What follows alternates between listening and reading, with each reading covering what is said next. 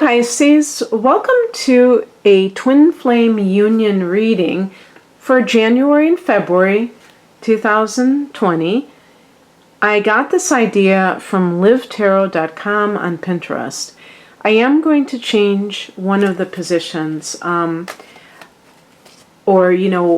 it's supposed to represent. One of the second position is, what am I not seeing clearly about my divine masculine? And I really don't know what they mean by that, because I'm wondering if they're trying to talk about the other person, and they're assuming that the person getting the reading is a woman talking about a man, and I think that's too limiting. So I'm going to just say, what am I not seeing clearly about my twin? All right, and I'm just going to lay out the cards, and then I'll tell you what each position means.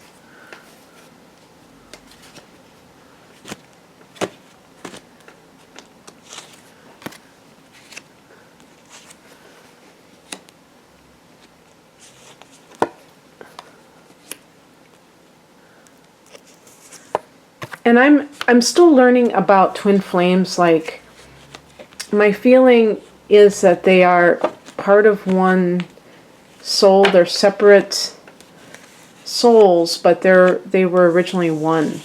And so this person is like a part of you, and yet there is separation that can occur where one person runs away from the other and the other one chases that person and stuff like that. That's what and that their goal is to reunite and then to help humanity, something along those lines. Okay, so Pisces, the first position is, what do I really want from this union? The Queen of Swords is a perfect balance, or to me, a perfect balance between the intellect and the heart, okay? So the Queen represents water element and swords represent air. You are water element, of course. And so Pisces people have that heart, and yet, and of course you might say to me, well, my Mercury is in Aquarius or something like that. But the thing is, the air element has detachment. And sometimes I think people assume that that's a liability, that that's not good to have detachment. But if you have too much emotion in life, you can have too much subjectivity, where you take everything too personally. And when I say you, I'm not just talking about Pisces, I'm talking about anybody, where everything that happens to the person, they are attributing to something, either blaming themselves or blaming life as picking on them or something like that. And the Queen of Swords is not devoid of feeling, and it's so important when you are interacting with somebody and you love them, but you, at the same time, you want to have your own life, at least that is, to me, an evolved point of view, so that you're not just sacrificing. That's a very strong word with Pisces, sacrifice. Sacrificing your own life for that of another. And sometimes it is a noble thing to do, but sometimes you can lose yourself in a relationship. And so I think that a lot of Pisces, you may have, whoever this twin is, you may realize that they are giving you this gift of being able to step back and be more detached and less in that emotional state. And so, like I said, I'm going to say, what am I not realizing? This card is going to be, what am I not realizing about my twin? The Knight of Wands. This is a card of somebody who is, if this is literally a man and you are a woman, we would call this person a womanizer, or somebody who has a very difficult time, like settling down, committing to a relationship. What you're not seeing clearly about this person is you may just write this person off as somebody who has a hard time committing, and not see that they can be a catalyst for you. They can be someone who is able to like open up your life. You know, it's funny because I just did the end of January tarot reading for your sign. You were the last one I did, and so to kind of make it up to you, I'm doing you first with the twin flames readings. And I got like a Sagittarian card. So that might be specifically the person, and you're both mutable signs, so you may find yourselves with one another. And you can, you know, these two signs, even signs that square off to one another, can have, you know, lifelong relationships. I know somebody who's been with a Pisces Sagittarian relationship. They've been together for decades. And, you know, you do have certain things in common. Usually it's going to be like a spiritual belief and things like that, that you both share. So kind of piggybacking on that, this card is, what would my life be if we got together? 3 of Wands, another fire energy, expansion. Looking beyond the small little narrow way that can sometimes happen when you're in relationships.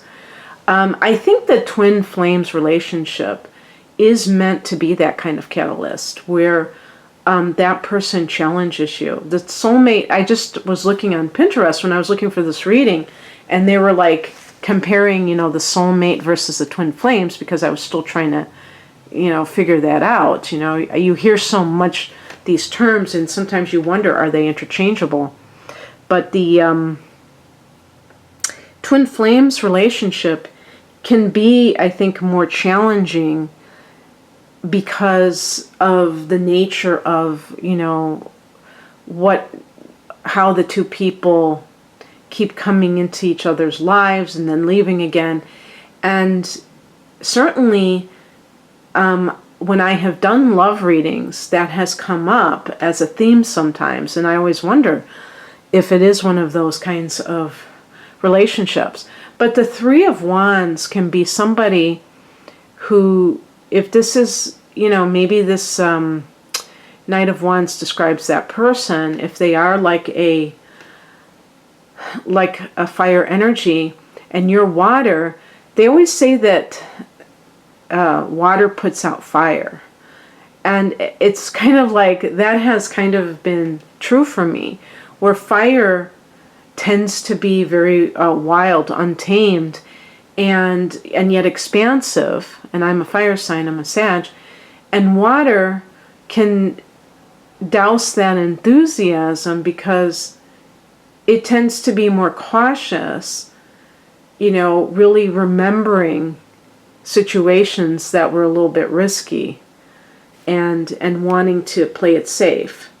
And that can lead to the fire sign person feeling a little bit trapped. Now in this case, it sounds like the fire sign person, or whoever this person is, but that kind of spirit of the fire, the enthusiasm, the expansion is there for you to take from it and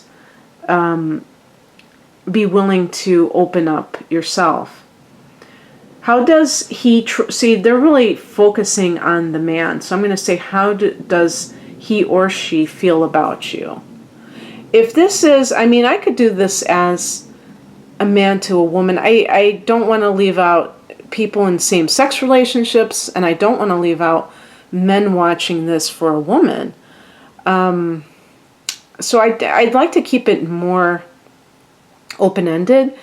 So how does the other person feel about you, the twin? The Empress can be like that there is this sense, maybe even you are both artists, and that is how you met, and you feel like you inspire one another, because I get that feeling with the fire energy of inspiration. And the Empress may indicate going into, like if it is a man towards a woman, that he sees you as the divine feminine, that he sees you. But this is the Earth Mother energy with the Taurus connection. Libra is also ruled by Venus. This is a Venus card. But I see it specifically with Taurus. And he may see you as that Earth Mother. That even though Pisces people can be astral traveling, not even, really grounded sometimes, but still capable of, doing something like sharing a child together might be your form of expansion, or the love itself, or the sexual union, because the Empress can be that sensuality. And so all of those things can be ways for the two of you to connect in a very profound way. Where is this going? We have the Moon card. Two things I would say about this.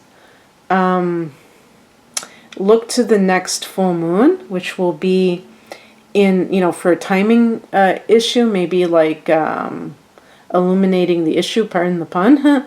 And the next full moon will be, I believe it's like February 9th. And, or maybe even in your full moon, which will bring things to kind of that closure for your sign, where a chapter will be ending, or you will be able to see, because there's an opposition to the sun in your 7th house, what you need versus that other person.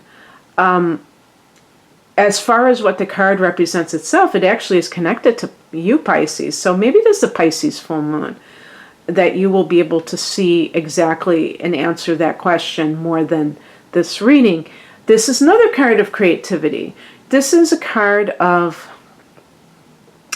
maybe there are unknown factors that cannot be revealed at this time, because it's all part of the discovery process for the two of you. When I got the Moon card, I was like, oh, well, that's typical, because, given the nature of what, Pisces, I was thinking more of Scorpio as being secretive, but the Moon as a card can represent that there are things that are needing to be revealed, and the full moon is a time for that. I actually cut the cards and picked another one.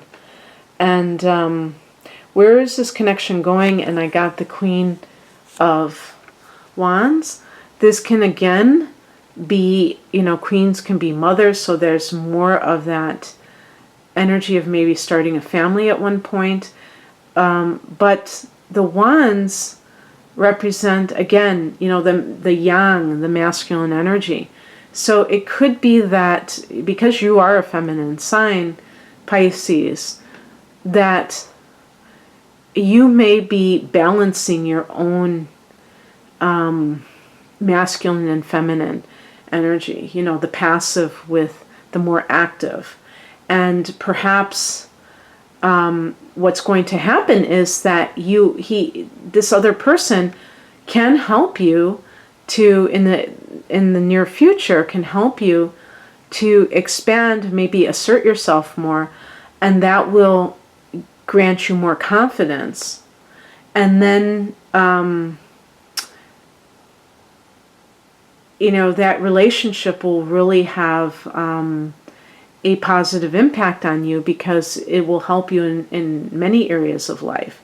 So this reading is not meant to be, how is it going to end ultimately? This is just meant as a snapshot in time for the beginning of 2020. And I hope that this was interesting at the very least to you, if not resonating to some degree. If you would like a love reading using basically your natal chart with a little tarot added to it, or any other type of reading, please check out my online store. I have a link below. Take care. Bye.